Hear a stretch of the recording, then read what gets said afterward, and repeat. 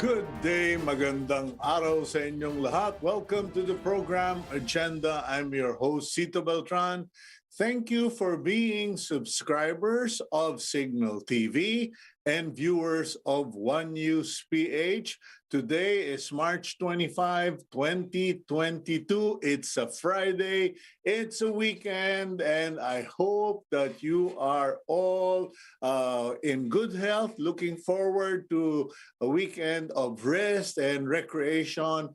Pero mag-ingat po tayo, please, especially since it is now the start of local election campaigns or local campaigns for elective positions. And there are a lot of people who are just getting careless. Meron pa rin pong COVID-19, meron pa rin pong mga nagkakasakit. The last time I looked at the figures, there were like 3,000 something new cases all over the country. But whatever the case rates may be or numbers may be, please be careful. Today, we are going on the campaign trail as well. We will be interviewing one senatorial aspirant in the person of Attorney Luke Espiritu.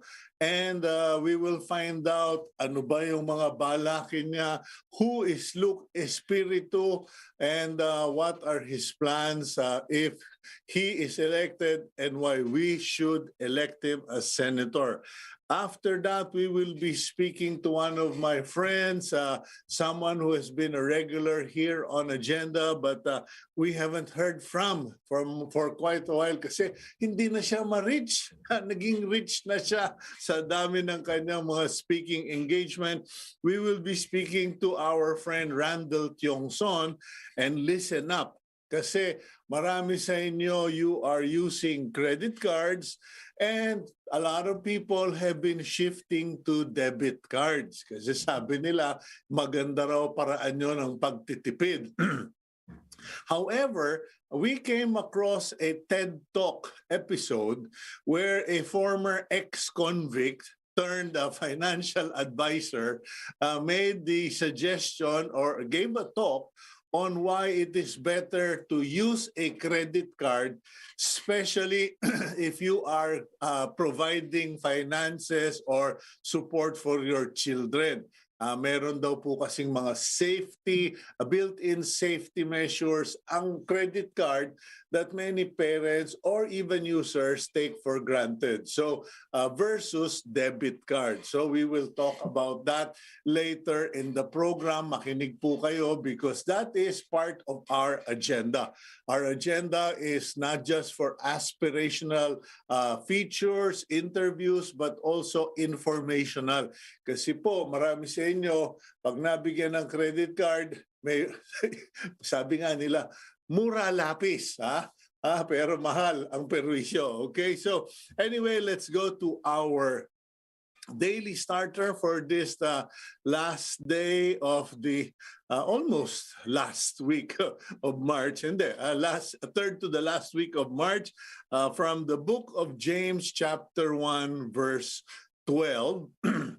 Blessed is the one who perseveres under trial, because having stood the test, that person will receive the crown of life that the Lord has promised to those who love Him. Now, many of you who may have heard this passage from the book of James might say now, or those who just heard it for the first time, ay, si Kuyang, ayan, spiritual na naman, or naku, napaka-religious talaga niyang Beltran na yan.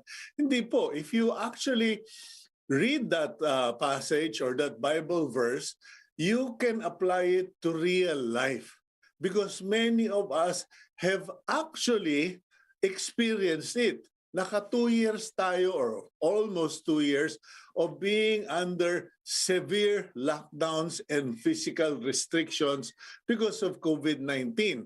In fact, many of those who observed different countries said that the Philippines had one of the strictest, if not the strictest, lockdown in the whole world. And yet, after so many failed attempts, prayers, pagsusubok, here we are. We are finally on alert. Level 1, many of you nakaswimming na, nakapag-hotel na, nakapag-resort na, etc.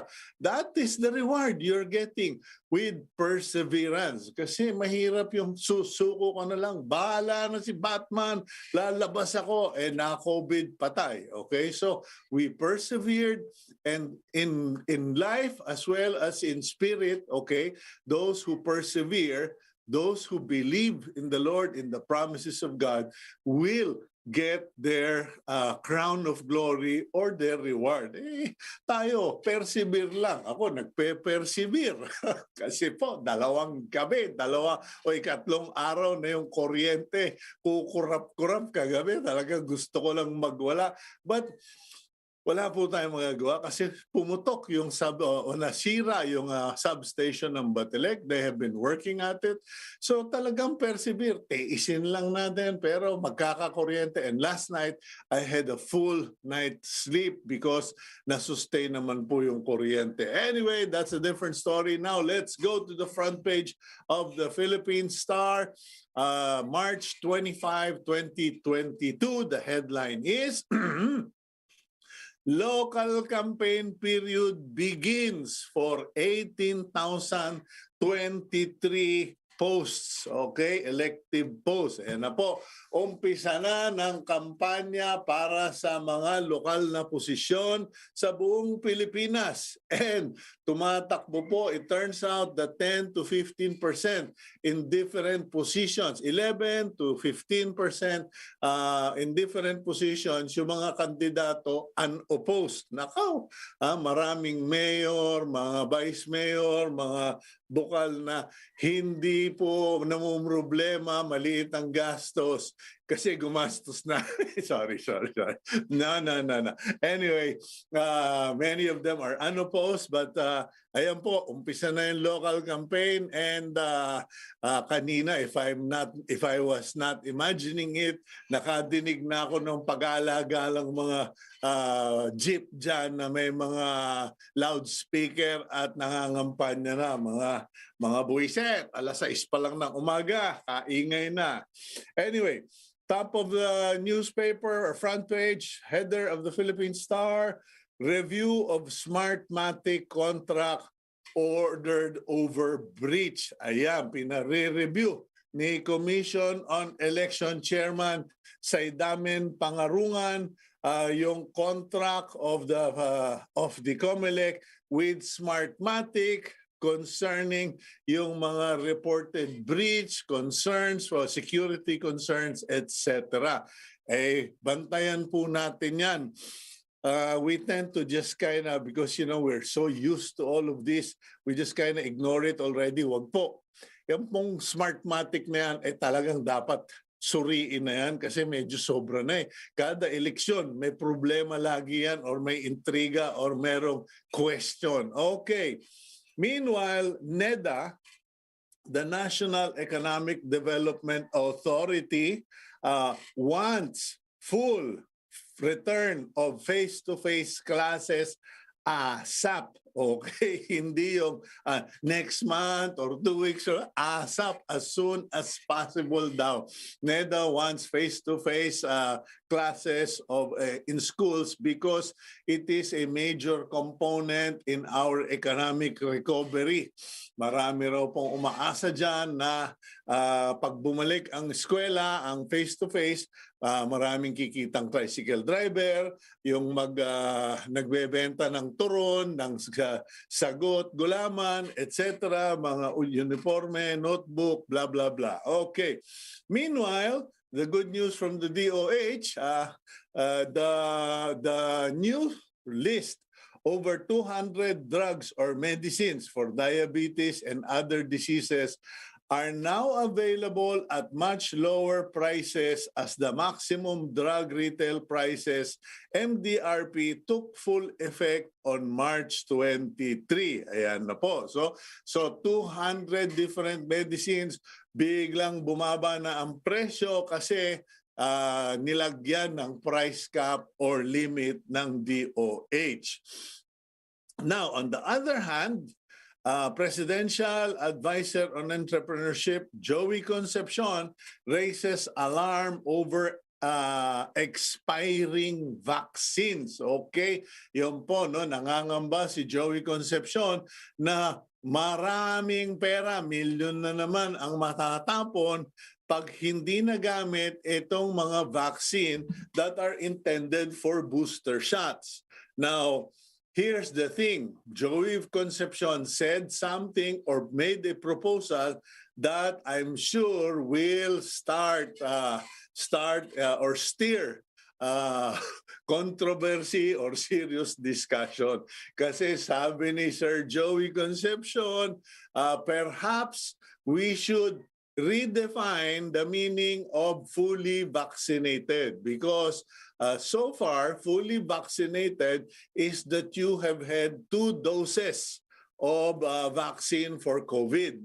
But many don't have the booster shot yet. Sa Metro Manila daw, 30% only have booster shots, and in many regions, there are only about 11 to 17% of the fully vaccinated people ang nagpa-booster shot. So, Concepcion's proposal is baguhin yung definition ng fully vaccinated. It must be such that you have to also have the booster or the third vaccine. So, ayan po. Well, I guess that is going to motivate many people to get their booster shot. Kasi po, remember, the vaccines have a lifespan or shelf life. Yung first 2, okay yun, pero hindi yun forever. Yung third was supposed to be extend. Kumbaga parang pang-overtime yung laban ng ating vaccine. Hindi pa kayo nagpa-booster shot. Now the president is suggesting a 4th shot. Ayan na po. While the Philippine Medical Association said, focus on 1, 2, and 3 before you talk about 4. Okay. Bottom photos, center photo of the Philippine Star. Ayan po, naglilipanan na o nagkalat na ang mga poster ng mga senatorial and mga party list candidates. Ayan po yung picture na yan sa may Rizal Avenue. Meanwhile, the government is looking for alternative markets for OFWs in Russia because they need to find somewhere to send our workers. Okay, sandali lang, Gab, kasi medyo marami-rami itong balita at importante. Madeleine Albright, former top U.S. diplomat and first female Secretary of State in the United States, has passed away at the age of 84. And the incumbent mayors leading in metro races and first ever Earth Hour virtual run launch. Kumbaga, hindi na physical yan, virtual na yan.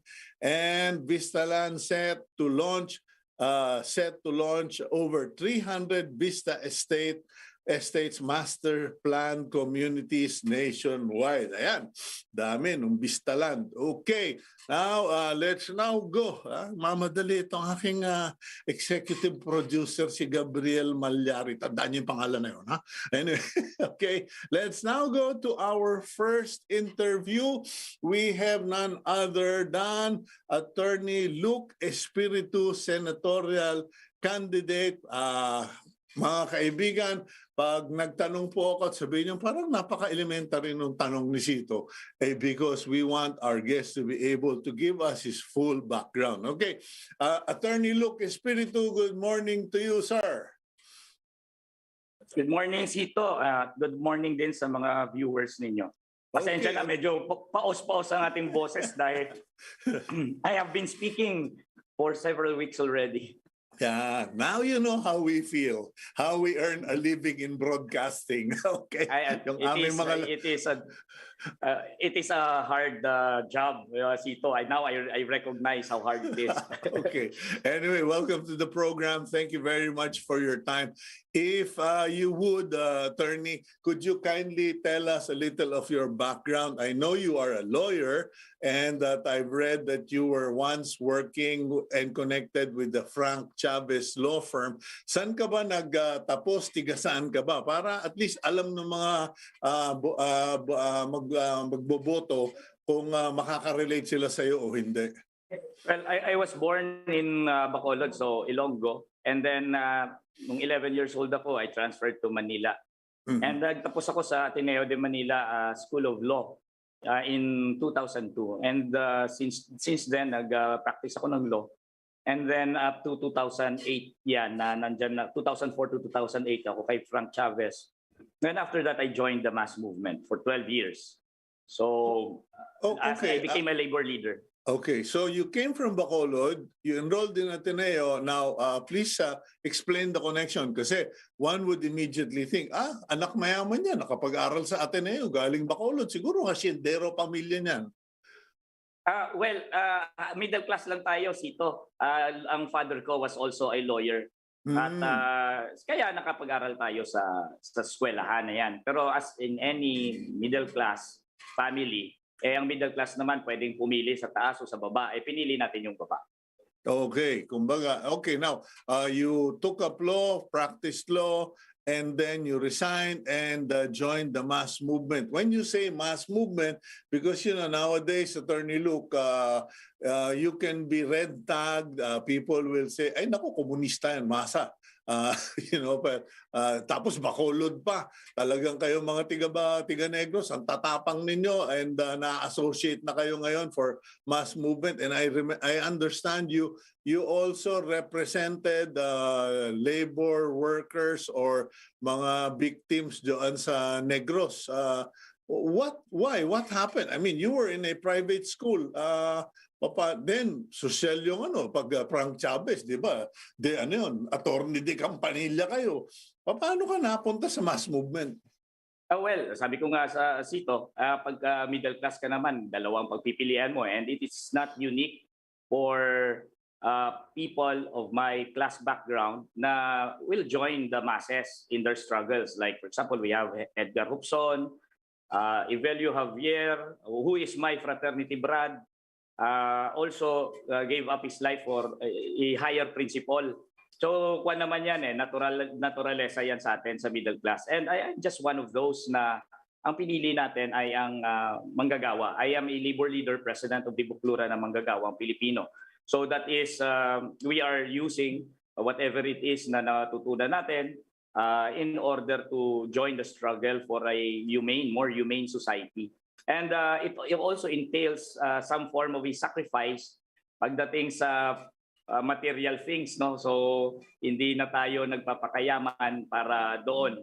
And these elections, yung tumakbo tayo, is just an extension of the struggle of the workers. Dadalhin natin dyan sa bulwagan ng Senado yung nilalaban natin at yung plataforma natin.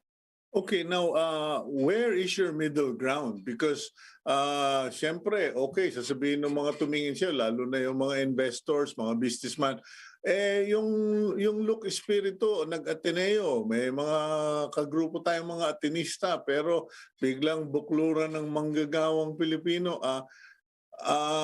How can you reassure those who are not inclined towards the left that you are a safe bet or you are a reasonable candidate that they can vote to the Senate?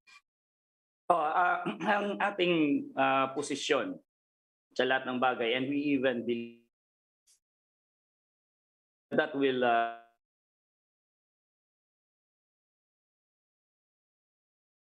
Okay, I think hands off sa lahat ng ekonomiya. Pero tayo, we are for intervention by the government for the public interest. And I think that's the balancing act. And wouldn't you think na stuck up na ang ating Senado na mga pro-billionaires, pro-big business?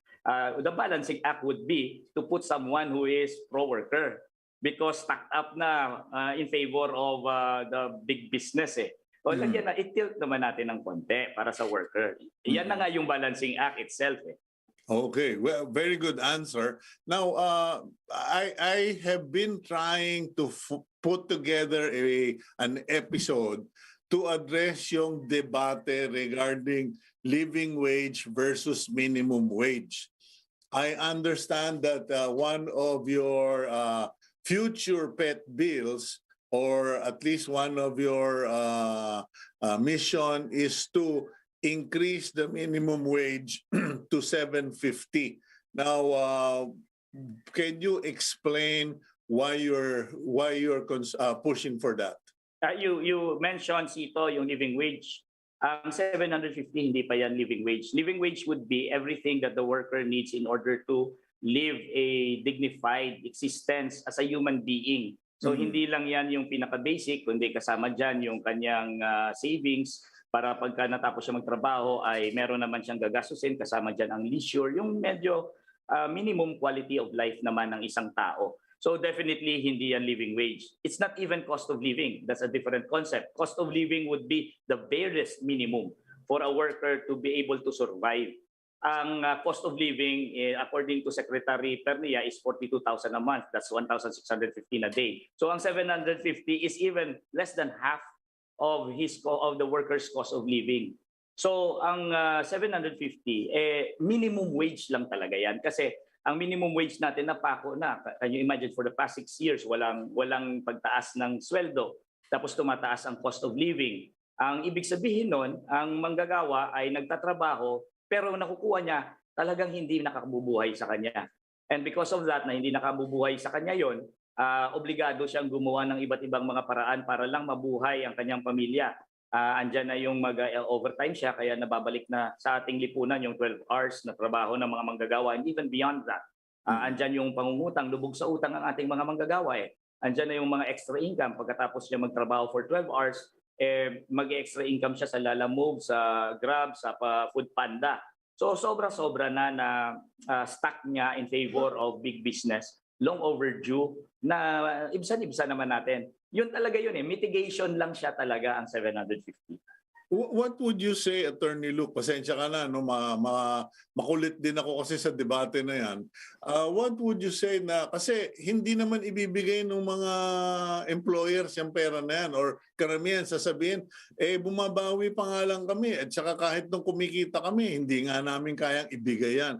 What about, well, my idea is, can we not just push for a law that would give full tax exemption to minimum wage earners? Kasi hindi ba yung minimum wage earners meron pa ring bawas siya ng 10% withholding tax, meron pa rin, nagbabayad pa rin sila ng VAT, etc. Hindi kaya mas practical yung sabihin na lang, lahat ng ganyan, walang tax-free na lahat sila. So wala ng VAT at saka wala ng excise taxes. Yung doon lang sa yung mga talagang mahirap, ika nga, or those below the living wage, or who are only earning minimum wage. Well, pag VAT at saka excise tax, hindi siya practicable na yung mga minimum wage lang. Of course, pag bumili ka, papatawan ka na ng VAT. Ang amin talaga tanggalin ng VAT at saka excise tax. In addition pa yung 750. Kasi tandaan natin, Cito, itong ating wage level, wala namang nagsasabing mabubuhay ang manggagawa dyan. Wala. Lahat yan aminado na hindi talaga mabubuhay. At lahat yan aminado na starvation wages yan. So for several years na gano'n, nagkaroon na ng head start ang ating mga businesses. Long overdue na nga siya eh. And the proper time na dapat i-demand na yan, ngayon, kasi grabe na ang crisis. Kumbaga utang natin yan sa mga manggagawa eh. Grabe na ang krisis, at ang krisis ay nararamdaman yan sa baba. Can you imagine yung mga billionaires natin, lumawak pa yung kanilang assets, 28% to 94% na lumobo. Bigyan lang natin ng sample, yung mga assets nila Manny Villar, ni Lucio Tan at saka ni Ricky Rason ay lumobo in the time of the pandemic. So in the meantime, yung ating mga manggagawa nagugutom. Kaya napapanahon lang na yung debt natin sa mga workers, dahil matagal na panahon, yung nag-reap ng benefits, nagkaroon ng head start sa pag-accumulate ng wealth, yung mga business owner natin. Sa panahon ng crisis, mas lalong-lalo na, bayaran natin ng konti yung utang natin sa ang ating social debt sa ating mga manggagawa. Kasi hindi talaga mabubuhay ang manggagawa sa minimum wage right now. So you are proposing what has been proposed in the United States.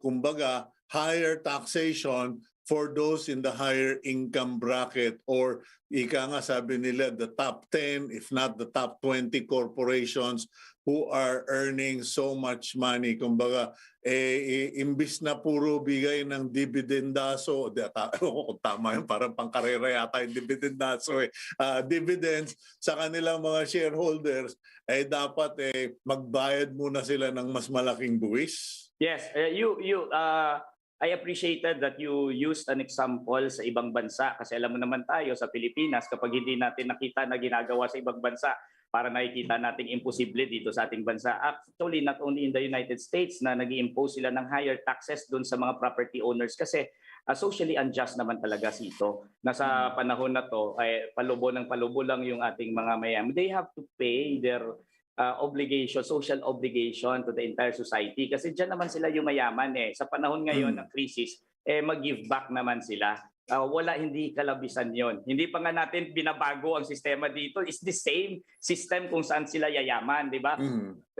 Sometimes we have to save the capitalists from themselves, from their own greed. Kasi kung sobrang ganun na yung greed nila na panahon ng crisis ngayon, impoverished ang marami, tapos the same framework pa rin, pati sila yung existence nila ay is threatened. So, that's true. We have to have a wealth tax. Okay, look, I remember, I think it was Joey Concepcion, kaibigan naman natin yan.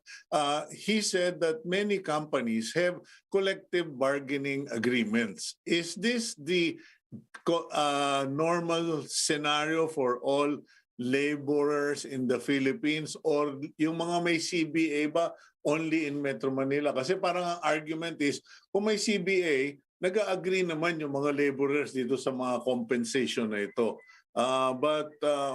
Ano ba ang situation nationwide? We have exact numbers for that. I'm just handicapped right now to cite the exact figures, but the conclusion really is very insignificant ang numero ng may union. Tapos sa lahat pa ng mga may union, napakaliit lang ng mga may existing collective bargaining agreement. Ang karamihan ay wala at nagre-rely lang sa legislation ng pagpapataas ng minimum wage. Ngayon, pagdating naman sa collective bargaining, magsisimula muna yan sa legislated wage, yung pagtaas ng kanilang sweldo. So definitely, napaka-importante na yung legislated minimum wage ay taasan para at least yung ating mga manggagawa magkaroon naman ng chance na makasurvive sa ating bansa. So importante talaga yung legislated wage. So it will help those with CBA. Clearly, you are banking on the labor sector to support you to promote, yung interest nila. Now, are there any? But before we go to this, may nagtatanong lang yung ating desk, na yung news desk. Can you give us your position regarding yung on-site work for IT BPO? Kasi medyo nagkakapikunan yata dyan. Yung mga IT BPOs na nasa mga export processing zone, they don't want to go back to face-to-face, ika nga. And they just all want to work from home. But the DOF or yung kanilang mga incentives board said, if you don't go back to face-to-face, we will not release the incentives or mga exemptions or privileges for your offices. What's your position on face-to-face and yung para sa IT BPO? Kalokohan yun. Yung order ng Department of Finance at saka yung fiscal incentives review board. Kasi hindi na sakop yun Employer-employee relationship yan Yung tandaan natin na yung BPO industry, meron siyang peculiarity. Unique siya kasi sa totoo lang, yan ang isa sa mga industry kung saan ang work from home ay is a viable setup. na hindi na magpa-profit pa rin ang business. Therefore, madali yan sa mga BPO, yung mga work from home. Hindi yan tulad ng mga pabrika na kailangan ng mga manggagawa mag-operate physically sa plant ng mga makina. Ang makina ng BPO ay computer na pwedeng i-locate mo sa mga bahay. And willing naman ang employer na patuloy itong work from home arrangement. Willing naman ang mga manggagawa at in fact advantageous sa mga manggagawa na nandyan sila sa kanilang mga bahay at viable naman at kumikita naman ang mga BPO. So there's really no problem. And if there's no problem, why fix it? Bakit i-disrupt ng Fiscal Incentives Review Board itong arrangement na ito na okay naman ang lahat at natanggap naman kasi unique nga, may peculiarity ang BPO industry. Ngayon, ang problema kay Secretary Dominguez at yung kanina dun sa news report mo, yung NEDA, they always view problems in terms of money, not in terms of people. Pera, yung interest na naman ng big business kasi hindi lumalabas ang mga BPO, therefore, mga BPO employees, therefore, walang circulation doon sa mga areas kung saan merong mga business. Ang sinasabi nila MSMEs, pero yung mga BPO worker na nandun sa kanilang mga bahay, bibili sa tindahan, sa sari-sari store, mag-grocery doon sa mga local areas nila kung saan sila nakatira. Hindi ba sinusuportahan nilang MSMEs? Ang problema sa ating mga economic managers, parati na naman ginagamit ang mga MSMEs na excuse for big business to thrive. Na ang totoo niyan, gusto nila magkaroon na naman ng bilyon-bilyon ng big business. Now, we already have a crisis and it is multi-faceted crisis. We have a crisis in economics, that's true. We have a crisis in health. We have a crisis in environment. Isa lang talaga, tunnel vision lang talaga, pagdating lang talaga doon sa pera. Pera lang talaga ang kalkulasyon without thinking about the crisis in health. Imaginein mo, nagkakaroon ng surge sa ibang mga bansa. Pagka natuloy yan, na yung gusto nila para magkaroon ng bilyon-bilyon na naman ng bilyonaryo, palalabasin nila ang tao at nagkaroon ng surge, Secretary Dominguez will have blood on his hands. Okay, now going to other topics, you mentioned economic crisis, etc. All the self-anointed analysts have said our biggest challenge in 2022 after the elections and moving forward would be economic recovery. If you are elected as senator, what programs or plans do you have in mind to contribute to economic recovery? Meron ka ba diyang iniisip na kakaiba or talagang matagal mo nang alam na dapat ito gawin para umunlad ang mga Pilipino? It cannot be the business as usual type. Yan na nga yung business as usual type, yung kay Dominguez at saka yung sa NEDA. We cannot solve our problems in our economy sa ganon. We must tax the rich. We must have a wealth tax. 20% wealth tax on the top 500 richest Filipinos will already generate 1 trillion pesos. Can you imagine? Hindi mo na nga kailangan iutang yan, ang amount na yan, in order to support our COVID response and COVID recovery. Ang balak pa namin dyan, 125 billion pesos should be given to our MSMEs. So it will go a long way into having economic recovery. Ang iba ay dapat ilagay sa mga areas of investment na napaka-importante. Like for example, yung mga green industries natin. We have to change our economics when the old type or system of economics could not work anymore. Diba? Ang COVID pandemic has shown us that we must change paradigms. We must change the way our economy works. We must support those that are in the bottom. We must support yung mga workers. In what form will you support those at the bottom? Kasi pag ako tinatanong, nasasabi ko lang, siguro pabahay at saka bigyan ng sari-sari store kada barangay. Kumbaga cooperative stores or whatever. Kayo, Luke, anong mga naiisip nyo para matulungan yung mga nasa laylayan na sinasabi nga ni VP Lenny? Yes, we must generate jobs. First, government must really intervene. we must generate jobs na nag-open up ang maraming need for many public employment workers. For example, mayroon tayong COVID. Hindi ba na importante ngayon na ang ating mga barangay health workers, yung mga nasa LGUs natin na nasa front line ng laban sa COVID, kailangan na nating magkaroon ng pag-generate ng jobs dyan. At saka dapat jobs na regular dahil itong COVID response dapat natin ay stable. Hindi ba dapat primary health ang ating ini-improve? Kasi COVID yan dapat nga yan preventive Hindi, wala kang curative dahil wala kang cure. Preventive system ka talaga dyan. So dapat yung may mga community organizers ka sa ground para, nabanggit nyo kanina, nag-expire yung mga gamot. Kasi hindi dinadala sa komunidad Dahil wala tayong mga barangay health workers na magdadala ng mga booster shots na yan, yung mga pag-immunization na yan, wala tayong mga ganun. Nawala na rin yung mga farm extension workers, yung mga daycare na etc. Yes, government must intervene. We have to have we must have a public employment na government ang nangunguna para sa mga manggagawa. Tapos para sa mga MSMEs, kailangan sinusuportahan natin. Even to the point dapat ng subsidy yan, Cito kasi na-de-industrialize na tayo dahil dito sa policy nila ng neoliberal na policy. We must revitalize our industries. And one way of doing that is to support our MSMEs. Yung mga farmers natin, bigyan natin ng suporta. Sa ibang bansa, sinasubsidize nila ang farmers nila. I guess. I think I'm going to have to do a part 2 with you, Luke, because medyo naubusan na tayo ng oras. My fault.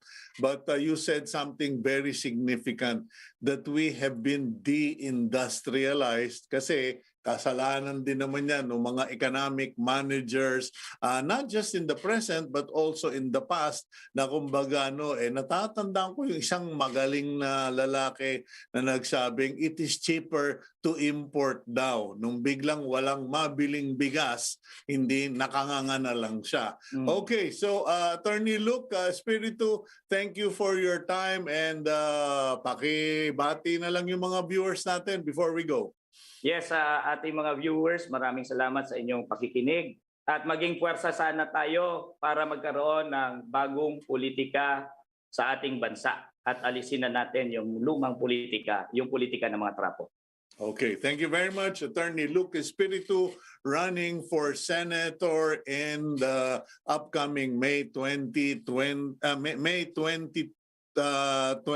elections. Okay, and now let's go for a quick break, and when we return, pag-usapan natin itong issue between what is better, a debit card or a credit card. Kung wala kang pera, neither of the two will do. Pero let's learn about that. We'll be right back here on Agenda.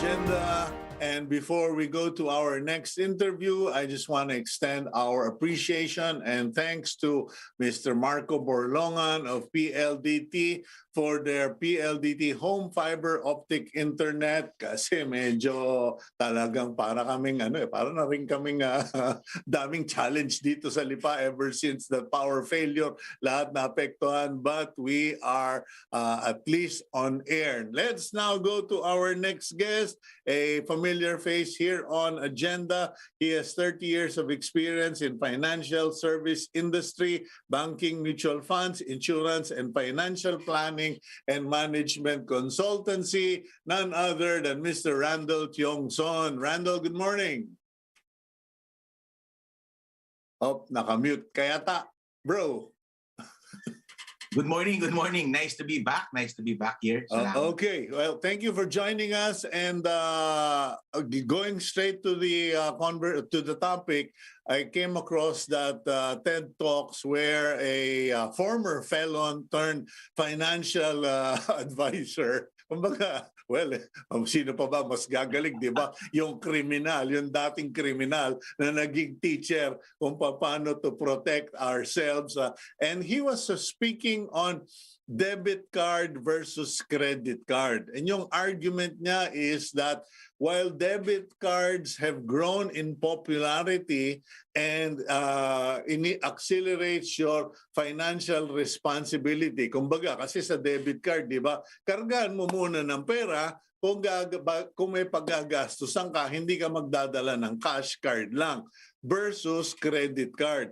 But he was arguing that debit cards, the more you use it, the more likely you can get hacked or phishing or victim, and walang sasagot nun. Parang yung isang kakilala kong nag-e-wallet, naglagay ng 42,000 doon sa e-wallet, tapos hindi masyadong nakakaintindi na phishing siya, ubos yung kanyang pera, hindi babalik nung kumpanya.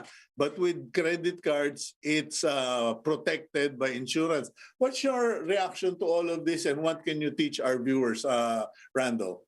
Well, actually, yung argument naman yan, it's really based on how you use it and also your circumstances. For instance, correct, in credit card, let's say, binayaran ka and then nanakaw yung card mo, fake siya or something like that, or fraudulent charging, you can always call the bank and most of the time they will reverse it. If it's proven na talagang siya, hack siya and everything. You can also do it in the debit card, but it takes you a little bit longer because you use the same system Kunyari Visa and MasterCards, that's the same system you use for credit card and for debit card. So the features are the same. Ang napansin ko lang sa debit card, I think at least in Philippines, because iba kasi yung system sa ginagamit sa US, no? Sa Philippines, let's say, na-hack ka, it takes you a little longer to get your debit card reversal than say your credit card. So yun yung kasi credit pa yun hindi pa binibigay sa merchant, no? So pwede pa nila habulin yun. Pag debit, automatically na-transfer sa account. So it takes a longer process for you to be able to do that. So in that case, yes, no, there are features, but they use the same system.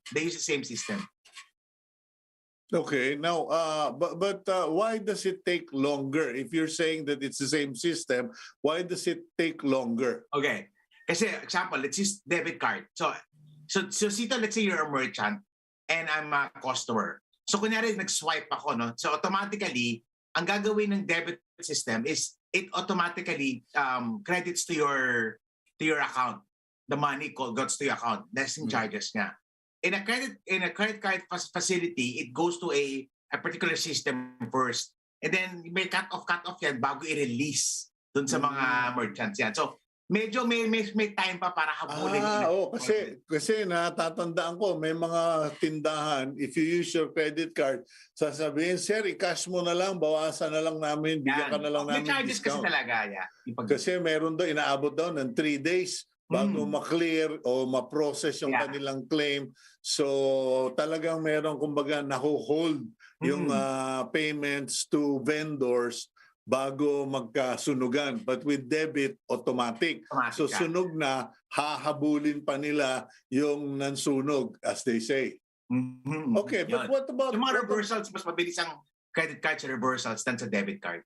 Okay, now what about in terms of financial management? Kasi Yun. the pro-debit people say, mas maganda debit card pare, pag no more cash, no more fun, uwi ka na. Pero pag credit card, 5-5 lapis. Well, may advantages and disadvantages din pa rin lagi, no? I mean, ang advantage ng debit card, hindi ka mababaon sa utang. That's the biggest problem.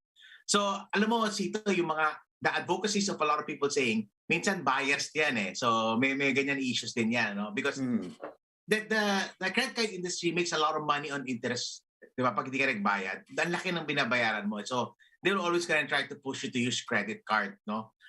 Yun yung mga may advantages yan kasi sa States may credit scoring yan, wala pa sa Pilipinas noon. So may mga ganong advantages and disadvantages yan. Pero money is behavioral yan eh. So if a person is responsible, as in talagang, at the end of the pay period, bayaran niya balance niya ng buo, and then the credit card is perfect for you. In fact, you can take advantage of that. Pero kung ikaw, alam mo, may tendency ka na nag-overspend ka, tapos nagigipit ka, tapos magbubukas ka na naman ng panibagong credit card and so forth and so on, then the credit card structure is not for you. So it really depends on the user. So kung disciplined na person, the debit card, the credit card, it would be more advantageous for you. And pero pag hindi, dun ka na lang sa debit card. Or huwag ka na mag-debit card, mag-cash ka na lang talaga. Okay, no.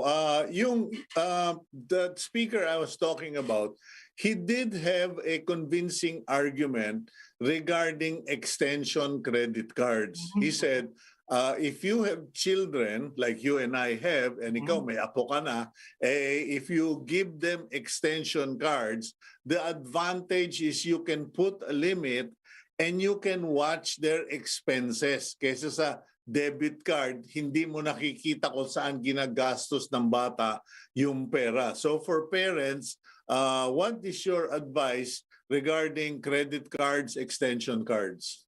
Ako, baliktad ako dyan. Ako, no ako sa extension card for kids. Because unang-una pa lang, bata pa lang, tinuturuan mo sila, I can swipe, I can buy anything, walang limits. So remember, pag bata yan, yung financial discipline siya, hindi pa buong buo, no? Wait a minute. Let's be clear. What is your definition of pagbata pa? Siguro below 21. So alam mo 'yun? Below 21. Okay. Estudyante pa. Magdedebate pala tayong dalawa, ano? Kasi 16 pa lang meron ng credit card yung anak ko. Again, depende yan on siguro how you raise them, how you see it eh. Kasi depende yan, every family is unique eh. So if you see if your children are discipline, and then so it's good training. Pero pag nakita mo yung anak mo, talagang pag-uwi na lang, na-overs na kung ano na chinarge sa credit card niya, then that's not gonna be for them. So, alam mo, the argument is always gonna be, depende talaga yan eh. Depende yan how correct. train and so forth and so on. So, all of these things, wala namang wala namang one is better than the other eh. There's one that is better for you than the other. I think that's my point there. Okay, but how do you, I'm sure you've done training for young people, for young adults. What are your tips for parents? So ikaw, sabi mo, reverse ka. Ikaw, debit card ka. Correct? Sa bata, sa bata. Sa bata, okay. But who controls the debit card? Ikaw pa rin. Ang control mo dun sa debit card, well, actually, I don't give them anything. That's medyo extreme ako, no? I give them their allowances. I help them open their accounts, but I also teach them to be a little bit more independent on managing their finances. Kasi actually, yung mga bata ngayon, mas digital use sila kaysa sa debit card. That's the trend that's happening right now. Yeah. They use the digital facilities more than their own debit card. In fact, my kids, no, yung debit card ATM nila, they have not touched it. They have not touched it. They use more the digital functions rather than that one. So ako sa akin, the way I raise my kids is I teach them, meron silang baon, meron silang allowance, and then I have to guide them how to use it. Pero kumbaga sa akin, if you overspend it, that's on you. Now, if you save, then maybe I will reward you. Okay, paano? Kasi alam mo, yung ATM na yan, ang tatay mayaman. Di ba? Yan ang definition ng ATM. Ang tatay mayaman. Ikaw, ATM ka ng mga anak mo. Paano kung nag-overspend yung anak? And I'm sure there's so many parents who face this situation. What am I going to do? Will I just condone their loss or their overexpense, or is it a teaching situation para, okay, naubos mo budget mo, papautangin kita pero babayaran mo. Do you do that? No, sa akin talaga. Well, again, medyo I was raised na medyo tough yung father ko, no? So medyo on the financial side, medyo tough din ako sa kanila. Kunyari, ito yung allowance mo, hanggang dyan ka lang talaga.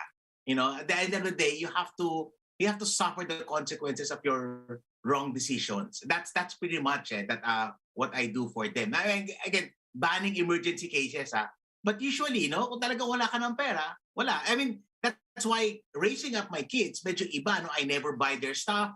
I teach them how to save for it, and eventually, para may appreciation din sila. So medyo ganun yung mahirap. Sito, 4 anak ko, kailangan balance. I don't have the luxury to give them anyway. So it's a situation. Yeah, but what about, okay, well, ito may comment dito, no? With a credit card, they can only steal maximum up to your credit limit, and you still have access to your own money whilst arguing with the bank. With a debit card, they can steal all your money and you will have nothing to pay your regular bills while you're arguing with the bank. Hindi mag-work yung argument na yan kasi wala namang extension ng debit card dito. A debit card... No. Between, the choice, yung risk of a debit card versus credit card. Kasi yung sa debit, pwedeng limasin lahat ng laman ng account mo. Wala ka nang makukuha ang cash na panggamit habang nakikipag-argue ka na phishing ka.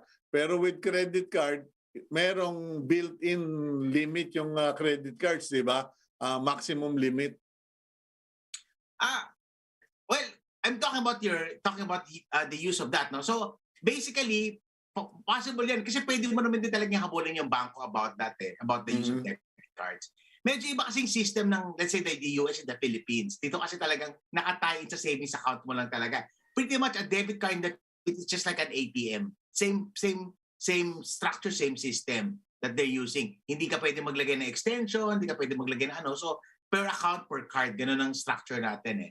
So, kung ano lang yung laman ng account mo, that's true. That's why ikaw din, sa akin suggestion ko is, yung pera mo, naka-distribute din yan. Meron kang accounts na at least na hindi mo ginagalaw, diba? Yun yung wala ka masyadong na-drain access o nakalagay sa ibang fund yan. And then meron kayong pang regular na ginagamit ko. At the end of the day, again, madali sabihin, mahirap gawin, it's always good to have more than one account. So that unang-una you split the risk. No? Kasi the risk is always going to be there. Whether malaking bangko yan, the moment you do that, that's always going to be the problem. Pero may mga safeguards din tayo, mga securities din tayo about those things. In the Philippine structure, at least it's hard to comment pag hindi bakante. Dito kasi yung mga bigla na nawala, na ibabalik naman talaga, mahigpit ng BSP . So talagang the banks needs to return it. And merong at a certain point in time, tsaka reputation risk din sa kanila yon. That's why medyo very seldom do you see, naubos pera ko, di ba? Unless willfully, binigay mo yung passport sa ibang tao, nagpa-phishing ka talaga, alam mo yon, nag-phishing ka nga, tapos kasi marami mga 1, 2, 3 factors tayo ginagamit ngayon . So really, on the security side, if you are a little bit more diligent, hindi ganun kadali para makuha ng pera mo. Unless, I've seen safe cases na talagang binigay niya yung password and stuff like that. Talagang magiging subject ka to a lot of this cyber hacking stuff. Okay, now ang tawag nito, sa daming gusto ko itanong sa'yo nabubulunan na ako. Regarding use of the credit card, there are people who say if you want to play it safe, limit not only your transactions but where you use the credit card. Kasi meron ako mga alam, they will only use their credit card with certain vendors for certain products so that pag nagka-problema, alam nila kung sino yung pupuntahan nila at mahuhuli nila. That's true also kasi kadalasan the hacking happens in mga online purchases. So you want to be able to siguro limit your online purchases kung pwede mo habulin. Let's say, if you go into a retail establishment, madali i-track yun eh. Madali i-track, no? Sa online doon nagiging problema. So, suspicious lang. Ako, personal practice ko, I only use the credit card on certain things that's going to be more convenient for me, like airline tickets, hotel bookings, mga ganun bagay. Kasi madali, no? It's hard to be able to do that. So, merong mga functions na pwede mo habulin yun talaga. It's easy. I think at the end of the day, the credit card usage is really behavioral in nature. Eh. So, some people, kasi one of the problems with credit card using is it gets you, which is the bigger problem is, sobrang dami may credit card debt. That's the bigger problem. Eh. That's the bigger issue. Okay? And then sira na credit mo, sira na everything mo, stress ka na. And that credit card will get you to that. Kung hindi ka marunong humawak, then a credit card is something that you shouldn't be able to use. Do not use pa. Kasi ginagawa excuse yan eh. Hindi kasi kailangan credit card kasi may points ako. Kailangan credit card kasi mas madali. Pero hindi ka naman disciplined na tao, it's gonna get you into a lot of trouble. Okay. So at the end of the day, it's user responsibility talaga. Okay. Now, are there, among credit cards or debit cards, meron ba tayong masasabing itong grupo na ito, the best, at itong grupo na ito, list, kumbaga in terms of star ratings meron bang ganon sa mga credit cards na kung ako sa inyo doon na lang ako kukuha, etc. Actually, after studying all of them, pare-pareho lang sila talaga. At the end of the day, preference lang yan, brand preference, convenience, one that's siguro in your bank and stuff. They try to encourage you by giving you certain incentive. Totoo yan, merong credit card na mas maganda sa airline points. Mm-hmm. Meron may credit card naman na mas maganda ang benefit sa mga rewards, sa mga pagkain. So may mga ganun-ganun sila. But it's the same incentive that goes around. So it's the same structure. In terms of interest rates, medyo may konting difference pero dikit-dikit din naman sila. And the BSP has put limits on this credit card interest rates and penalties that you can. Dati kasi medyo malaki yan. Meron ngayon, that's the beauty of competition, di ba? If medyo di maganda rate mo, lilipat sila. So, okay, napansin ko nga, nagbago ka na rin eh. Kasi ngayon, mukhang puro airlines ang preference mo at nangangayayat ka na. Dati, for work yun, for work. For work airline. I travel to visit our dear OFWs, no? So, kailangan talaga. And even that, minamanage ko din kasi rin talaga yan eh. So, okay. Well, thank you very much, Randell. I hope our viewers learned something from our conversation. And we wish you all the best and more power to all of your undertakings, bro. God bless you. God bless you. Okay, that's Randell Tiongson. And meron pong quick tips ang Metro Bank. Track your credit card spending religiously, scrutinize your bill. Importante po yan. Check nyo yung billing nyo. Pay off your credit debt in full all the time. Huwag yung mga 6 months. Pay on time all the time. Maximize the credit card benefits. Yung mga sinasabi ni Randell na mga airline points. Don't max out your limit. Leverage responsible credit card management to your advantage. Now, let's go to the last day of the week. Our blessing for all of you for the week. From Romans 15:13, may the God of hope fill you with all joy and peace in believing, so that by the power of the Holy Spirit, you may abound in hope. Sana po bumaha ang pag-asa, pananampalataya ninyo this weekend. God bless all of you. Thank you for watching Agenda. God willing, we'll see you next week. I'm Cito Beltran. Please keep it here on One News PH.